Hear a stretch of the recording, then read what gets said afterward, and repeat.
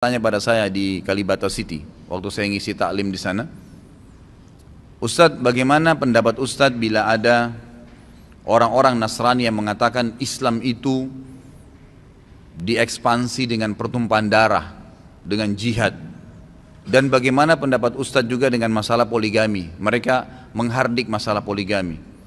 Itu subhanallah, saya bicara hampir 45 menit mungkin hanya menjawab pertanyaan ini. Waktu itu saya bilang, kalau seandainya ada orang Nasrani, Yahudi, semua orang kafir yang mengatakan kepada anda Islam dikembangkan, diekspansi dengan pertumpahan darah, katakan iya. Memang iya.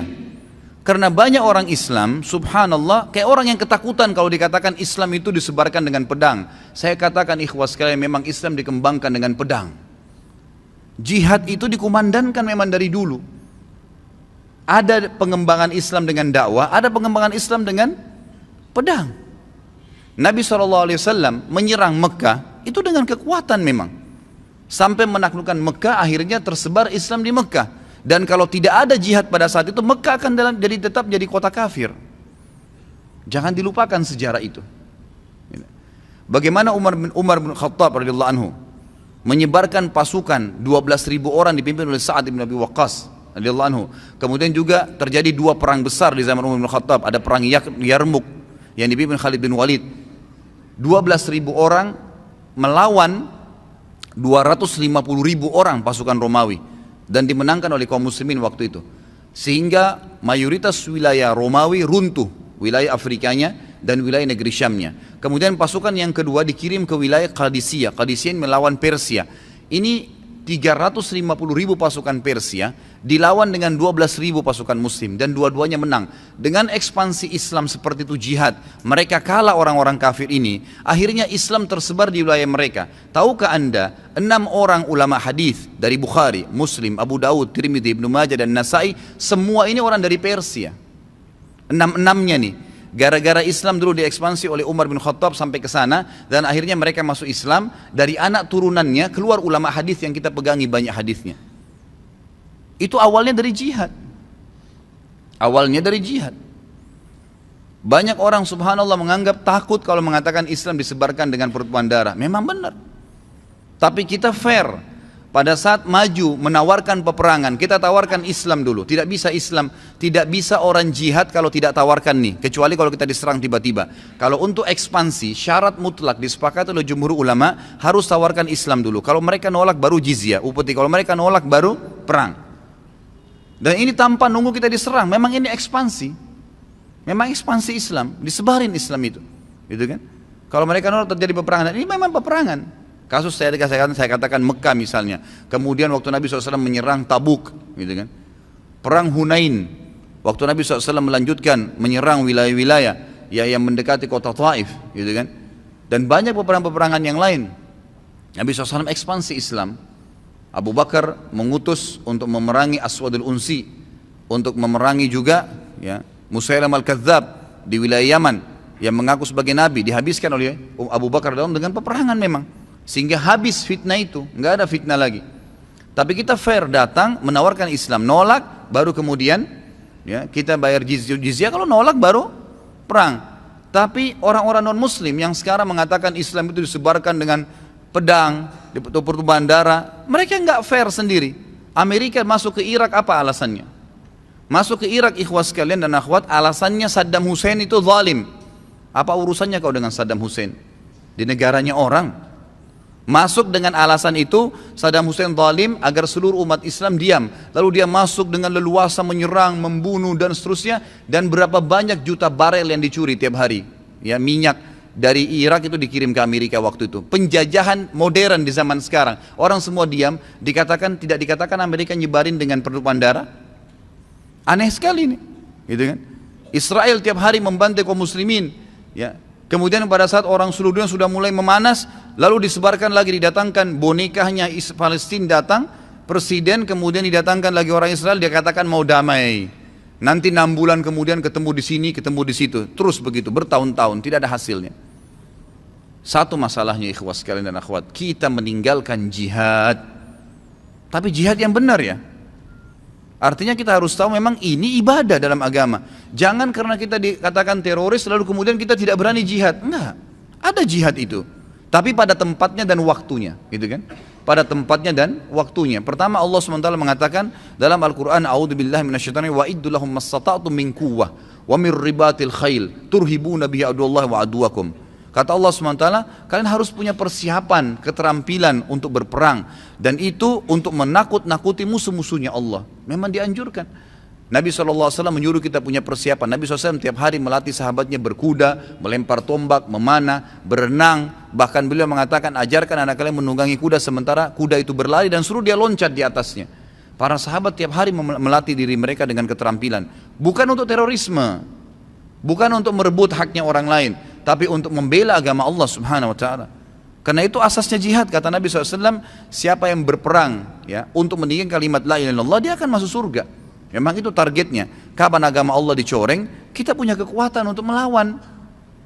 Sekarang subhanallah umat Islam takut dengan perang, dengan istilah jihad sedikit mulai bergerak. Nih lihat nih teroris nih lihat nih begini, ditakut-takutin, akhirnya redam lagi, gitu kan? Yang anehnya ini pemimpin Islam ini tidak tahu kenapa nina bobok semua tidur.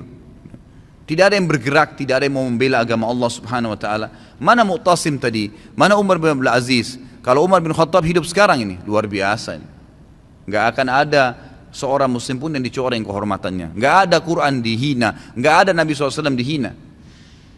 Pertanyaannya, bolehkah saya membunuh orang yang menghina Nabi SAW? Kalau kita kembali ke dalil, boleh.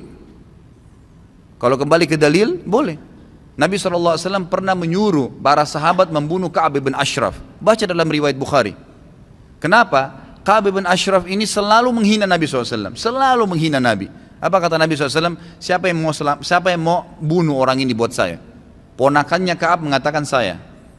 Lalu pergilah mereka lalu menyelesaikan 3-4 orang pergi membunuh Ka'ab bin Ashraf. Waktu mati pimpinan yang jahat ini, semua pengikutnya dari orang Yahudi yang tadi mencaci Nabi SAW ketakutan, berhenti, redam, karena kepalanya sudah mati. Itu banyak contoh berhubungan dengan masalah itu. Ini bukan saya ajar anda ini supaya keluar dari musyrikin lalu berperang, bukan. Tapi kita harus ya adil, proporsional kita di sini. Artinya kalau memang saatnya membela agama, ya membela agama, gitu kan? Jangan tetap saja kita lemah. Masuk dalam hadis Nabi SAW, hadis sahih. Kata Nabi SAW, yushaku an tada'a alaikumul umam kama tada'al akalatu ila qas'atiha. Nanti ada tiba saat di mana kalian ini akan dikerumuni oleh al-akala. Al-akala ini bisa berarti dua. Yang pertama berarti ya serangga kecil atau ulat kecil yang memanggil teman-temannya untuk mengeroyoki satu makanan. Dan kalian tuh makanan itu dikeroyoki oleh serangga. Biasanya kalau ulat sudah makan makanan, yang punya pun tidak mau mengambil lagi karena dianggap ada bakterinya, gitu kan? Jadi begitu dikeroyokkan sampai nanti habis makanan itu. Makna yang lain kata ulama adalah al-akala, maksudnya di sini adalah orang yang punya makanan ngundang tamu, ya kemudian ditaruh di nampan, dihadirkan nampan, kemudian pada saat dihadirkan nampan tersebut, ya, dia manggil tamu-tamunya, ayo makan yuk di makanan nampan ini, kalian nampan makanan itu dan ini semua adalah umat-umat selain kalian mengurumuni kalian. Para sahabat waktu itu ikhwas kalian kaget dan berkata apa? Amin killatin nahnu yawma idin ya Rasulullah. Waktu itu kita sedikit jumlahnya Rasulullah. Kenapa sahabat tanya begitu? Karena waktu itu saja jumlah sahabat sedikit, orang-orang kafir pada takut semua, gitu kan? Maka nggak masuk di akal kalau umat-umat semua ngeroyokin sementara jumlah kita banyak. Jawaban Nabi ternyata menjelaskan kepada mereka apa? La bal antum kathir, tapi kalian banyak pada saat itu, bukan sedikit, banyak. Bahkan sebagian ulama hadis mengatakan perkataan Nabi SAW bal antum kathir artinya kalian lebih banyak daripada musuh kalian. Sekarang jumlah manusia 7,3 miliar, umat Islam itu kurang lebih 3 miliar. Hampir 40% dari penduduk ini orang Islam. Apa kata Nabi SAW? Walakinnakum gutha'u ka gutha'is sayr. Tapi kalian seperti buih di air, di lautan, dibawa oleh ombak. Busa-busanya tuh, air kalau air biasa bergaram seperti itu kalian. Banyak tapi nggak ada gunanya, diombang-ambingkan sama ombak. Lalu kata Nabi SAW yang mengatakan di sini, dan Allah akan masukkan dalam hati kalian al-wahan. Ada wahan pada saat itu. Para sahabat mengatakan, wamal wahnu ya Rasulullah. Apa itu wahan ya Rasulullah? Yang menjadi penyebab utama kami waktu itu seperti buih di lautan, banyak tapi nggak ada kekuatannya. Ya, kata Nabi SAW penyebab utamanya adalah wahan. Sahabat bilang apa itu wahan? Kata Nabi SAW dua riwayat, satu riwayat Bukhari, satu riwayat Abu Daud. Riwayat Bukhari berbunyi, ya hubbud dunya wa karahiyatil maut. Cinta dengan dunia, kalian betul-betul biar waktu sholat datang tetap bisnis, biar apapun pendapatan haram tetap didahulukan daripada yang halal. Pokoknya dunianya luar biasa, mendominasi, meninggalkan akhiratnya. Dan kalian takut dengan kematian. Nggak ada lagi pikir masalah akhirat, nggak ada, takut mati karena tidak ada amal solehnya. Riwayat Abu Daud yang lebih agung, kata Nabi, maksudnya lebih agung sini secara makna ya, bukan berarti mengalahkan riwayat Bukhari. Kata Nabi SAW, karahiyatil hubbud dunya wa karahiyatul jihad. Cinta sama dunia dan benci dengan jihad. Benci dengan jihad. Jadi benci membela agama Allah Subhanahu wa taala. Ini yang jadi masalah buat umat Islam sekarang. Tentu di sini ada kelompok yang ekstrim, keluar karena semangat jihad lalu tidak ada instruksi, tidak ada pemimpin, tidak ada penyebab, tiba-tiba membentuk pasukan lalu menyalahgunakan istilah jihad, membom dirinya. Ini nggak boleh dalam Islam. Membunuh diri nggak boleh dalam jihad. Tidak boleh dalam jihad.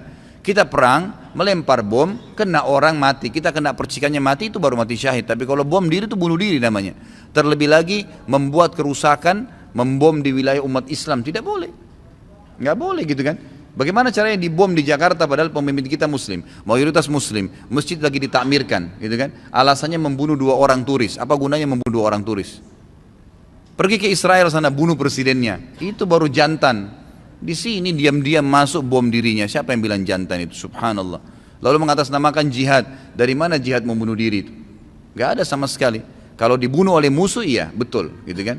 Sampai sekarang ikhwas sekalian, fatwa yang mengatakan bom bunuh diri boleh itu 1% dari ulama, 99 semua mengharamkan. Nggak boleh bom bunuh diri itu, biar di Palestina. Disuruh melawan, lawan silakan, mati, ya itu mati syahid.